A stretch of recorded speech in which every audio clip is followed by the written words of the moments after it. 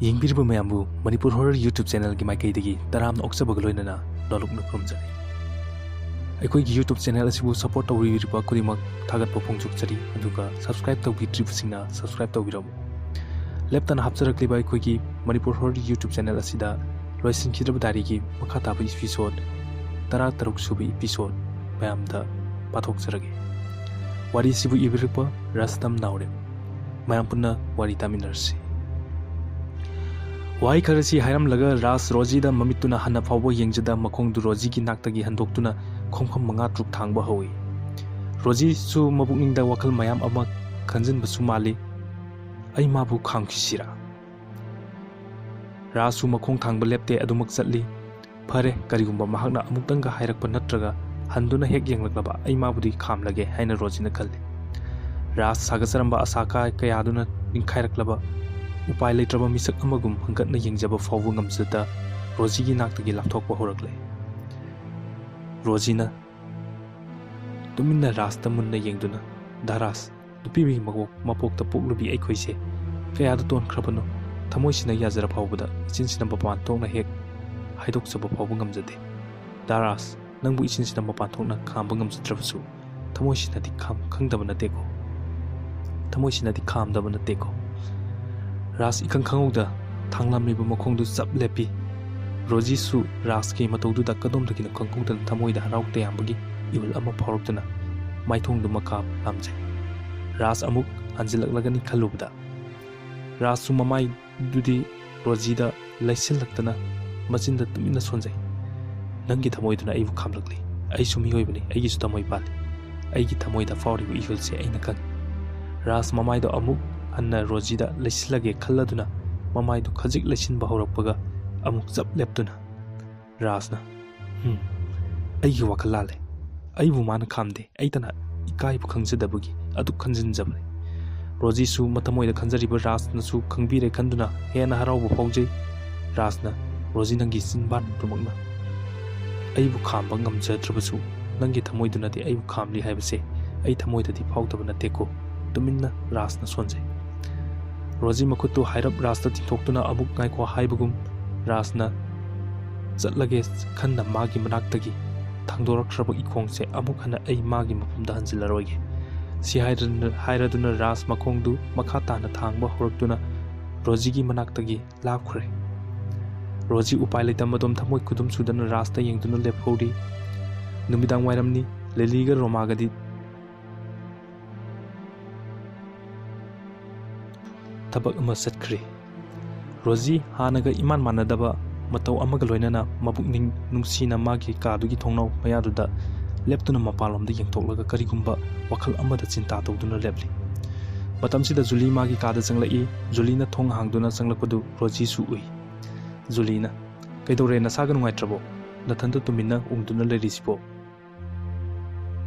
Rojina Juli ngasi se ai thawai yam nungaite ho adubu karigino haibane. Rojina wari pumba Julida loina tamle. Julina nang sumiduna hangning lipudu adu faudi hailamba yabane mana kari haina khalamgane. Roji su ain soiba ngatane hojikti mana haining lipudu karino haiba ikhangdre adudi kamai tawni hoje maduda amu khanjilraga karibo amu kana ruidoino masu adum lejarasano. Julina kana de phone toksinduna hektak hanglasi man haining lipudu karino haiba magi number kanadagi kaino nahan natro mana nangoda phone thoraklamadu isi call da yaunganida. Roji hobe back to the makutna humduna maduna phone du thiri adubu phone du thiba fangdre adudagi magi back to phamung duda haidokle phone du su larki manungda yeptuna leiramme. Julina sida lerese hojimok toksil thillabane. Roji su receive call list to the number du thiduna putholaga call back tawge tawbaga tumin lekre. Julina kari amuk tawre ha tumin leradi. Rojina Juli tawra rosida. Julina phone du roji gi makutagi tap logduna kaidobugi tawroidoino se ai tawgese wari du saw. Rojina Julina call tawsilli ring chatle. Roji ring chatle se wari dinang na sagadaba khangledana. Roji mathamoida nungaiba harau phawi. The person you are trying to reach is not available to take your call. Please try after some times. ꯍꯥꯏꯔꯛꯂꯝ ꯖꯨꯂꯤꯅ ꯌꯥꯝ ꯆꯥꯛꯅ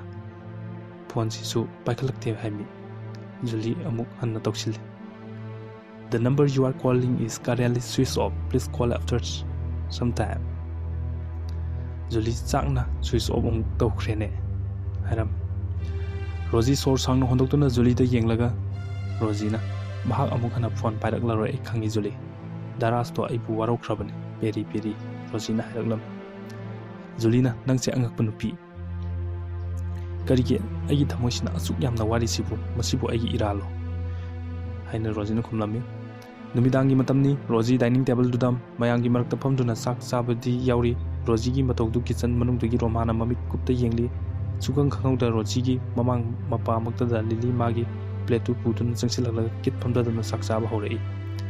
Rosie wakal ama khanglak laktuna phana chaning daba adu chaning ba mataw uttuna sakom ani ohum hoppa horei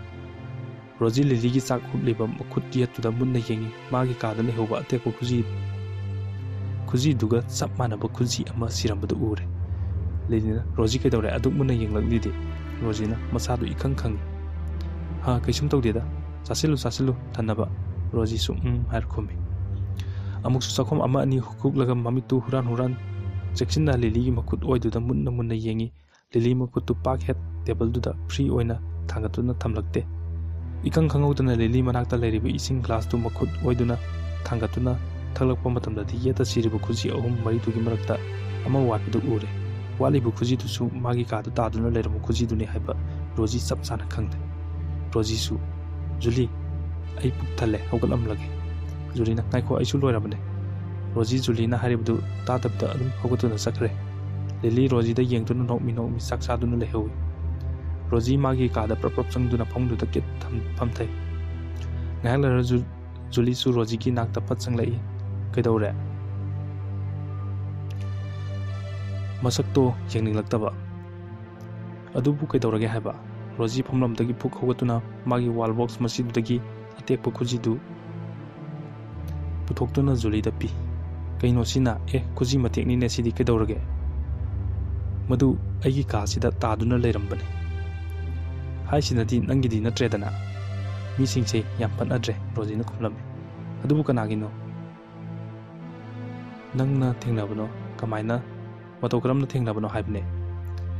Rosie na Julie da khuji du karamna thengnaki aduga mapu kanano karamna mapu masak khanglagi haibna jingbada amata jithadana tamle o adudi masi nangonda kari bukara mana jingnaba leiredana Rosie na aidi madu khalak kuirabne Julie karino ne mas mana khaliba wakhal sibo as toklasi masi wasi pharene adu nangbu Nasai kamai tawba aikoina punna aikoi kada tumlasi haibro Rosie na aisida dum sum tumlage yaranida phare adudi nangsu lejauro aisu chalage Rosie su Rosie wakal amada masadu luptuna adum leikre Julie di ma masagi kada sumiga larik yengli miku manga taruk leiraga Rosie diary du putoktuna makha paba hore Rasna halo thoi nang tasingna yum chalaroi ko toina asengbane Pare nang namu leblabde adu ai nangonda kaino amadi haninge Taras ai horen kona numidang chak cha patoklaka oina call tawraklege thamake ko Hello thamkhredana Rosie college halakpugi dress hongdoklatuna hostel duda leiminariba mayamduna mayum chalmdaigi marang lang pudu masu yengduna lei kadomdagino khangaude Lili thoigi nak changsilaktuna Lili thoi kayage se Nangdi mayam chatnari busi yaude chakauba chatloidro Seyumda chakaunaba misu leite aduna chatlarogi khalaba Phare sida ikoisu nga hauna thonglaga sara lore kaino Si hairam laga Lili toigi naktagi sakre toina uhobda Lili magi phone du sadoktuna kanadano phone tawkhiba aduni Hostel duda makoi ohum datana atei mi kana amata su leitre loina mayum da hanakre Lili harau nungaibagi pankhai lekhidre mamsilaktuna Roma Lili amadi thoi makoi ahum punna chakhangluda chak thongminari Roma hayengdi lai numitni ekoisu ayuk kaithel satuna candle ama lainminna rusi ko thoi harau hoi ine leirusi Cheraksida Lili gi phone du incoming call ama lai Lili su machinda haidokhiba khangaude bikini ne ꯑꯗꯨꯗꯒꯤ ꯂꯤꯂꯤ ꯃꯄꯥꯟꯂꯣꯝꯗ ꯋꯥꯔꯤ ꯁꯥꯗꯨꯅ ꯊꯣꯛꯈ꯭ꯔꯦ꯫ ꯃꯥꯅ ꯆꯠꯈꯤꯕꯗꯨ ꯊꯣꯏꯅ ꯌꯦꯡꯗꯨꯅ ꯂꯩꯍꯧꯏ꯫ ꯉꯥꯏꯍꯥꯛ ꯂꯩꯔꯒꯗꯤ ꯆꯥꯛ ꯂꯣꯏꯔꯗꯨꯅ ꯃꯈꯣꯏ ꯑꯍꯨꯝ ꯄꯨꯟꯅ ꯆꯥꯛ ꯆꯥꯃꯤꯟꯅꯔꯕ ꯃꯇꯨꯡꯗ ꯊꯣꯏ ꯃꯥꯒꯤ ꯀꯥꯗ ꯆꯪꯗꯨꯅ ꯂꯥꯏꯔꯤꯛ ꯄꯥꯔꯤ꯫ ꯆꯦꯔꯛꯁꯤꯗ ꯃꯄꯥꯟꯗ ꯒꯦꯠ ꯍꯥꯡꯕꯒꯤ ꯈꯣꯟꯖꯦꯜ ꯑꯃ ꯇꯥꯈꯤ꯫ ꯊꯣꯏ ꯑꯗꯨꯗꯒꯤ ꯊꯣꯏ ꯂꯥꯏꯔꯤꯛ ꯄꯥꯔꯝꯕꯗꯒꯤ ꯆꯞ ꯂꯦꯞꯄꯤ꯫ ꯊꯣꯏꯅ ꯀꯅꯥꯅꯣꯅꯦ ꯍꯧꯖꯤꯛꯇ ꯒꯦꯠ ꯍꯥꯡꯂꯤꯁꯤꯕꯣ? ꯀꯅꯥ ꯂꯥꯛꯄꯖꯥꯠꯅꯣ ꯅꯨꯃꯤꯗꯥꯡꯁꯤꯗ? ꯁꯤ ꯍꯥꯏꯔꯒ ꯊꯣꯏ ꯂꯥꯏꯔꯤꯛꯇꯨ ꯈꯨꯝꯖꯤꯜꯂꯦ꯫ ꯊꯣꯏꯅ ꯉꯁꯤꯗꯤ ꯈꯔ ꯉꯟꯅ ꯇꯨꯝꯒꯦ, ꯔꯥꯖꯁꯨ ꯐꯣꯟ ꯇꯧꯔꯛꯀꯦ ꯍꯥꯏꯈꯤꯕꯅꯦ꯫ ꯃꯤꯀꯨꯞꯁꯤꯗ ꯃꯥꯒꯤ ꯀꯥꯒꯤ ꯊꯣꯡꯗꯨ ꯀꯣꯛ ꯀꯣꯛ ꯀꯣꯛ ꯊꯤꯜꯂꯛꯏ꯫ ꯊꯣꯏ ꯏꯔꯝꯂꯤꯕ ꯗꯥꯏꯔꯤꯗꯨ ꯐꯠ ꯈꯨꯝꯖꯤꯟꯗꯨꯅ ꯊꯣꯡꯗꯣ ꯍꯥꯡꯗꯣꯛꯄꯒ ꯔꯣꯖꯤ ꯄꯥꯔꯤꯕ ꯗꯥꯏꯔꯤꯗꯨꯒꯤ ꯆꯦꯅꯥꯗꯨꯃꯗꯒꯤ ꯇꯪꯈꯥꯏꯗꯨꯗꯒꯤ ꯍꯦꯟꯅ ꯏꯔꯝꯗ꯭ꯔꯦ꯫ ꯔꯣꯖꯤ ꯗꯥꯏꯔꯤꯗꯨꯒꯤ ꯆꯦꯅꯥꯗꯨ ꯃꯊꯪ ꯃꯊꯪ ꯐꯠ ꯐꯠ ꯍꯥꯡꯗꯣꯛꯂꯗꯨꯅ ꯃꯈꯥ ꯏꯔꯤꯕ꯭ꯔꯥ ꯍꯥꯏꯗꯨꯅ ꯌꯦꯡꯂꯛꯏ꯫ ꯃꯈꯥ ꯀꯔꯤꯁꯨ ꯏꯔꯝꯕ ꯊꯦꯡꯅꯗ꯭ꯔꯦ꯫ ꯔꯣꯖꯤ ꯃꯁꯥꯗꯨ ꯄꯥꯈꯠꯄ ꯑꯃꯒ ꯂꯣꯏꯅꯅ ꯃꯥꯒꯤ ꯐꯣꯟꯗꯨ ꯐꯠ ꯂꯧꯊꯣꯛꯇꯨꯅ ꯔꯥꯖꯀꯤ ꯅꯝꯕꯔꯗꯨꯗ dial ꯇꯧꯁꯤꯜꯂꯤ꯫ "The number you are calling is currently switched off. Please call again later." ꯔꯣꯖꯤ ꯉꯥꯏꯉꯝꯗꯦ ꯑꯃꯨꯛꯁꯨ ꯍꯟꯅ ꯇꯧꯁꯤꯜꯂꯤ꯫ ꯑꯗꯨꯁꯨ "The number you are calling is currently switched off." Rosie ꯐꯣꯟꯗꯨ ꯄꯠ ꯄꯠ ꯀꯛꯊꯠꯂꯤ꯫ "ꯔꯣꯖꯤ, ꯑꯩ ꯍꯧꯖꯤꯛ ꯀꯔꯤ ꯇꯧꯒꯅꯤ?" ꯐꯝꯂꯝꯕꯗꯒꯤ ꯐꯨꯛ ꯍꯧꯒꯠꯇꯨꯅ ꯃꯥꯒꯤ ꯀꯥꯗꯨꯒꯤ ꯍꯪꯒꯠ ꯍꯟꯗꯥ ꯀꯣꯏꯆꯠ ꯆꯠꯇꯨꯅ ꯂꯩ꯫ ꯃꯁꯥꯗꯨ ꯂꯩꯇꯥꯐꯝ ꯈꯪꯗꯦ꯫ ꯔꯣꯖꯤꯅ "ꯑꯩ ꯖꯨꯂꯤ ꯃꯅꯥꯛꯇ ꯆꯠꯇꯨꯅ ꯋꯥꯁꯤ ꯇꯝꯂꯨꯔꯒꯦ." ꯔꯣꯖꯤꯅ ꯊꯣꯡꯗꯨ ꯁꯠ ꯍꯥꯡꯗꯣꯛꯇꯨꯅ ꯖꯨꯂꯤꯒꯤ ꯀꯥ ꯇꯝꯅ ꯄ꯭ꯔꯞ ꯄ꯭ꯔꯞ ꯂꯥꯛꯏ꯫ ꯖꯨꯂꯤꯒꯤ ꯀꯥꯒꯤ ꯊꯣꯡ ꯃꯄꯥꯗꯨꯗ ꯂꯦꯞꯇꯨꯅ ꯊꯣꯡꯗꯨꯗ ꯀꯣꯛ ꯀꯣꯛ ꯊꯤꯟꯒꯦ ꯍꯥꯏꯗꯨꯅ ꯃꯈꯨꯠꯇꯨ ꯊꯥꯡꯒꯠꯄꯒ ꯃꯈꯨꯠꯇꯨ ꯑꯃꯨꯛ ꯆꯞ ꯂꯦꯞꯄꯤ꯫ "ꯔꯣꯖꯤ, ꯀꯣꯟꯅ ꯇꯝꯂꯒꯦ, ꯍꯥꯏꯔꯔꯣꯏ" ꯍꯥꯏꯔꯒ ꯑꯗꯨꯗꯒꯤ ꯔꯣꯖꯤ ꯃꯥꯒꯤ ꯀꯥꯗ ꯍꯜꯂꯛꯇꯨꯅ ꯃꯐꯝꯗꯨꯗ ꯀꯤꯠ ꯐꯝꯊꯩ꯫ ꯋꯥꯈꯜ ꯊꯣꯛꯇꯦ꯫ ꯃꯄꯨꯛꯅꯤꯡꯗ ꯖꯥꯠ ꯖꯥꯠ ꯑꯐ ꯐꯠꯇ ꯋꯥꯈꯜ ꯀꯌꯥ ꯑꯃ ꯈꯟꯖꯤꯟꯕ ꯍꯧꯔꯛꯏ꯫ ꯔꯣꯖꯤ ꯃꯄꯨꯛꯅꯤꯡꯗ ꯀꯔꯤꯒꯨꯝꯕ ꯑꯃꯗ ꯂꯦꯞꯈꯤꯕꯒꯨꯝ ꯐꯝꯂꯝꯕꯗꯒꯤ ꯇꯞꯅ ꯍꯧꯒꯠꯇꯨꯅ ꯊꯣꯡꯗꯨ ꯍꯥꯡꯗꯣꯛꯂꯗꯨꯅ ꯏꯁꯇꯤꯌꯥꯔꯔꯣꯝꯗ ꯃꯈꯣꯟ ꯊꯣꯛꯍꯟꯗ ꯇꯞꯅ ꯇꯞꯅ ꯀꯨꯝꯊꯔꯛꯇꯨꯅ ꯔꯣꯃꯥ ꯑꯃꯗꯤ ꯂꯤꯂꯤꯒꯤ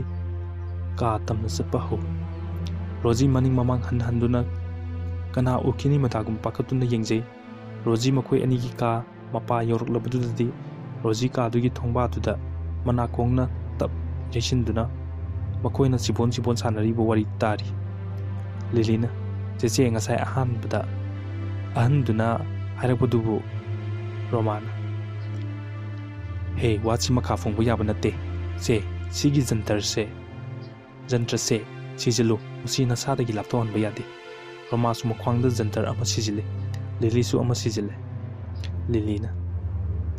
"ꯑꯍꯟꯗꯨꯅ ꯍꯥꯏꯔꯤꯕꯗꯨꯅ ꯆꯨꯝꯂꯕꯗꯤ ꯑꯩꯈꯣꯏꯗꯤ ꯀꯝꯗꯧꯕ?" ꯔꯣꯃꯥꯅ "ꯊꯦꯡꯅꯕ ꯇꯥꯕꯅꯤ, ꯑꯈꯪ ꯑꯍꯩ ꯃꯌꯥꯝ ꯑꯃ ꯂꯣꯟꯅ ꯇꯥꯟꯅꯗꯕ ꯌꯥꯗꯦ꯫ ꯍꯦ, ꯋꯥꯠꯁꯤ ꯑꯍꯟꯗꯨꯒ ꯑꯩꯈꯣꯏ ꯑꯅꯤꯒ ꯁꯤ ꯅꯠꯇꯕ ꯑꯍꯦꯟꯕ ꯀꯅꯥ ꯑꯃꯠꯇ ꯈꯪꯍꯟꯕ ꯌꯥꯗꯦꯀꯣ꯫ ꯅꯆꯤꯟ ꯅꯈꯥ ꯌꯥꯡꯕ ꯌꯥꯔꯣꯏ." ꯂꯤꯂꯤ "ꯑꯁ, ꯈꯪꯉꯤꯕ ꯆꯦꯆꯦ, ꯑꯍꯟꯗꯨꯅ ꯍꯥꯏꯔꯤꯕꯗꯨꯅꯤ꯫ ꯖꯟꯇ꯭ꯔꯁꯤꯕꯨ ꯍꯦꯛ ꯁꯤꯖꯤꯟꯕꯗꯒꯤꯗꯤ ꯃꯥꯅ ꯑꯉꯝꯕ ꯑꯃ ꯊꯤꯗꯨꯅ ꯑꯗꯨꯝ ꯇꯥꯏꯅꯖꯈ꯭ꯔꯒꯗꯕꯅꯤ." ꯃꯤꯀꯨꯞꯁꯤꯗ ꯔꯣꯖꯤ ꯏꯈꯪ ꯈꯪꯍꯧꯗꯅ ꯃꯈꯨꯠꯇꯨꯅ ꯊꯣꯡꯗꯨꯗ ꯀꯛꯇ ꯅꯝꯂꯨꯕꯗ ꯊꯣꯡꯗꯨꯗꯤ ꯃꯅꯨꯡꯗꯒꯤ ꯂꯣꯟꯁꯤꯟꯗꯅ ꯇꯞ ꯄꯥꯛꯅ ꯉꯥꯁꯤꯜꯂꯒ ꯊꯝꯃꯝꯕ ꯑꯣꯏꯔꯤꯕꯖꯥꯠꯅꯤ꯫ ꯊꯣꯡꯅꯥꯗꯨ ꯈꯖꯤꯛꯇꯪ ꯀꯦ ꯂꯥꯎꯅ ꯍꯥꯡꯗꯣꯛꯈꯤ꯫ ꯔꯣꯃꯥ ꯑꯃꯗꯤ ꯂꯤꯂꯤ ꯁꯥꯟꯅꯔꯝꯂꯤꯕ ꯋꯥꯔꯤꯗꯨ ꯆꯞ ꯂꯦꯞꯄꯤ꯫ ꯃꯅꯥꯎꯅꯨꯄꯤ ꯂꯤꯂꯤꯗ ꯃꯉꯛ ꯏꯟꯗꯨꯅ ꯏꯪꯒꯤꯠ ꯇꯧꯏ꯫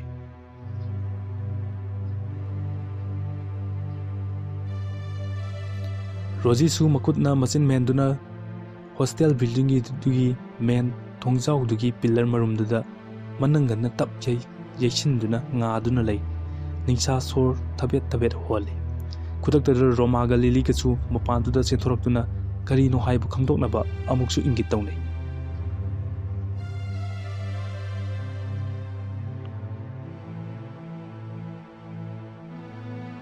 ꯑꯗꯨꯕꯨ ꯃꯈꯣꯏ ꯑꯅꯤꯗꯤ ꯃꯤꯅ ꯀꯔꯤꯅ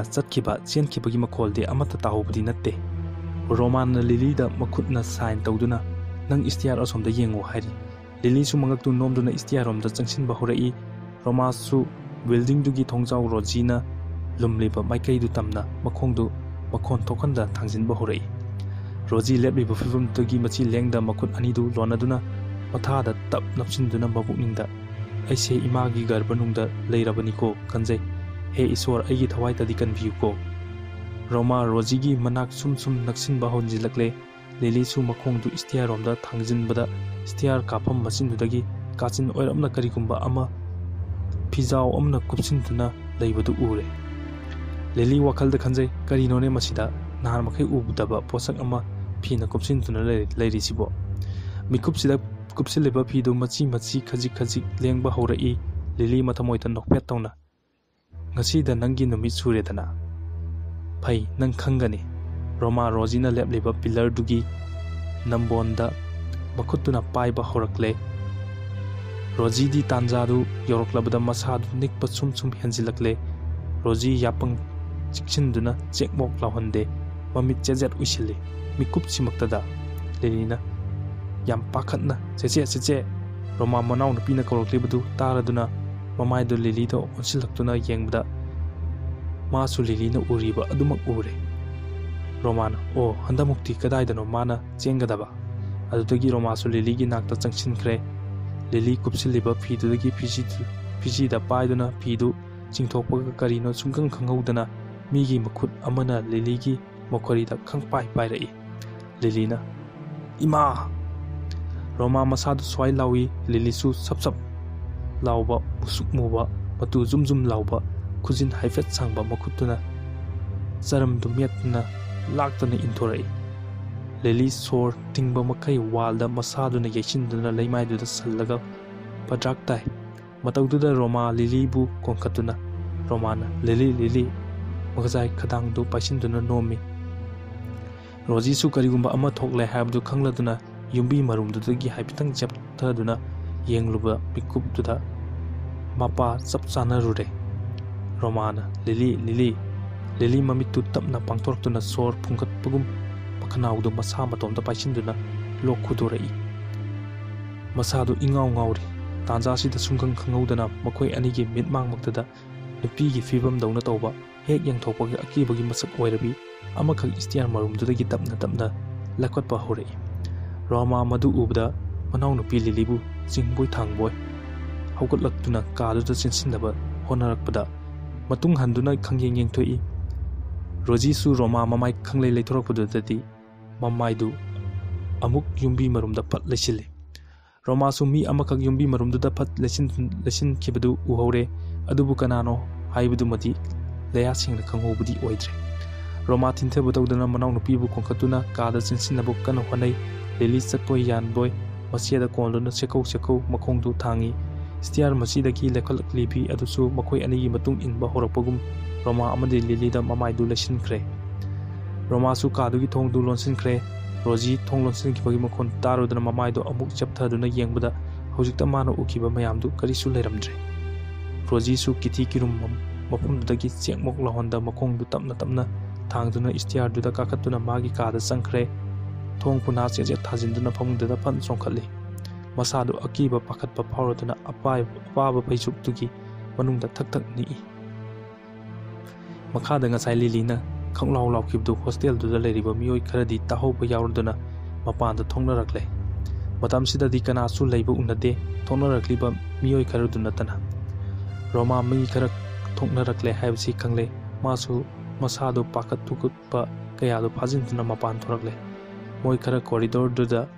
leibadu uraduna Romana hai kana kaidonare numidangchida makhada mi langnabagi makhonsi musi taraduna Julina Rojibu magi kadagi hudoktuna makhoi kharasu makhada hobe kumtharai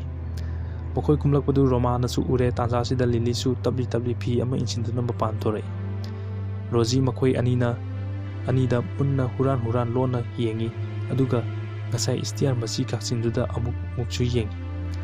Roma su madu mangai Roji da atamnana munna yengsilli Roji su masadu phajinduna karisu khangdaba saduna adum mare makhoi mayangi maraktagi makhaduda leibi satri amana hojikta mafam simaktada oigani khonjel ama kanna ima haina laukhibadu sarju nangsu thaubu natro tahawi Romana phare nasagi kada changnaro thengjilakle adudagi makhoi loina masagi kada changnakre Rojiga Juliga su kakhanminarai Rojina Juli wari wayam lei agi kada ibani tumlurasi Julina nangi wari sisu loiba hek naidehe makhoi anisu Roji kada leiminare pungsu sum thengjilakle Roji Juli nang tumninglabro Julina aina tumningle harasu nangna amuk yadradi kamdauba Rojina diary tu Juli da pi Juli su diary tu hangdoktuna sasat paba horakpaga pari balai maidu phawba ibo losilamdana makha karisu iramdre ingangna karino sidi Rosina kujidugi mapudusu lilini aduga ngasai makoi anina sanaramliba waridusu mawong amani Julina thoina kamdau khrabajano Rosina adudani aina wakal thokpa phungbangnana kangaunaribasi Julina magi thong tilakhiba matungdagi masu diary se amuk hanna iramkhidre Rosina pumnamakchigi marumda karigumba kharadi leifam thoina Juli rasti mamangdasu mafamsidasu numidang lona lakpa yaukre numituda thong thilakhibdu mahak oirangodra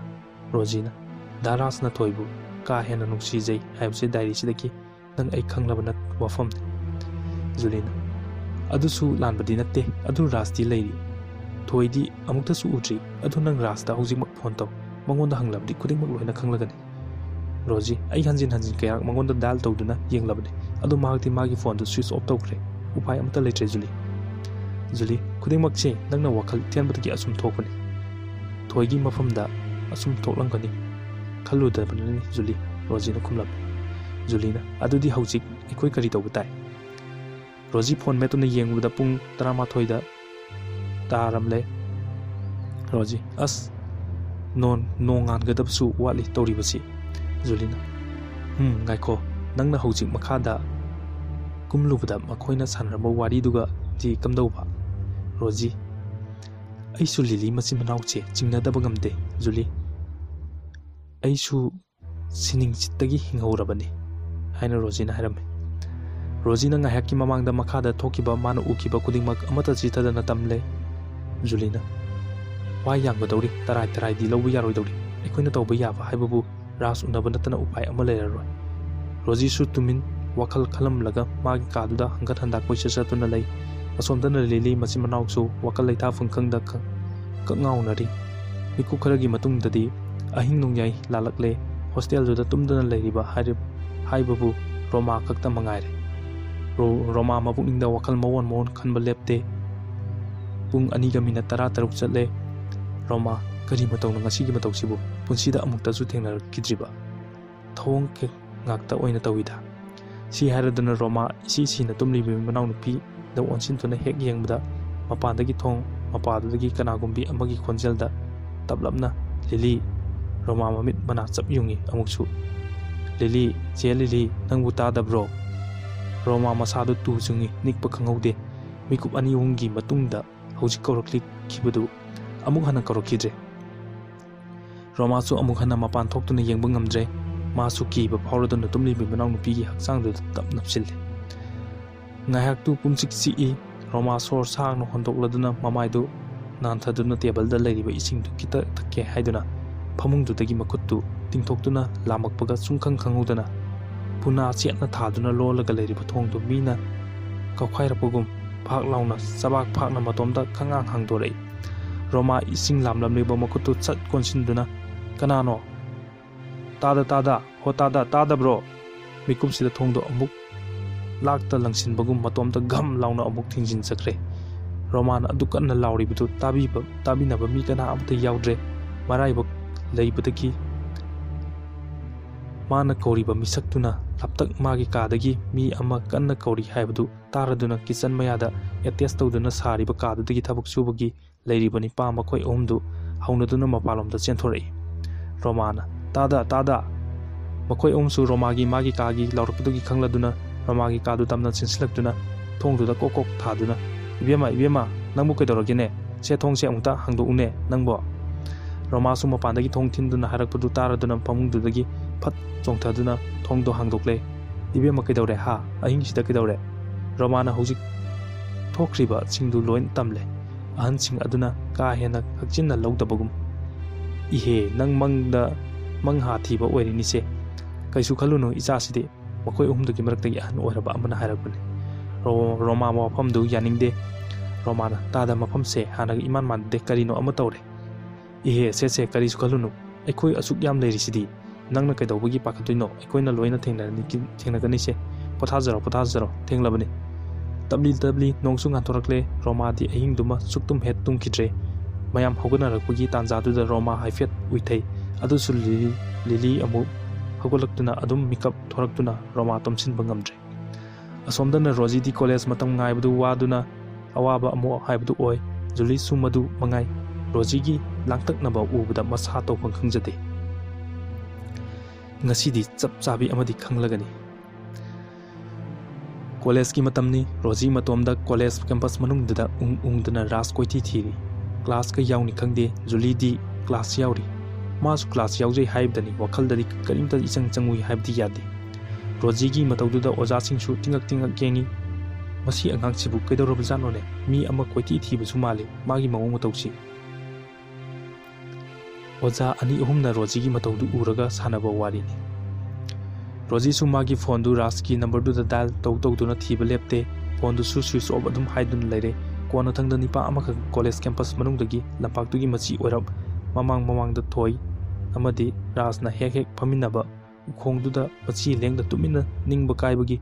mataw amagum tumin phamduna leibdu Rosie na laptak no ure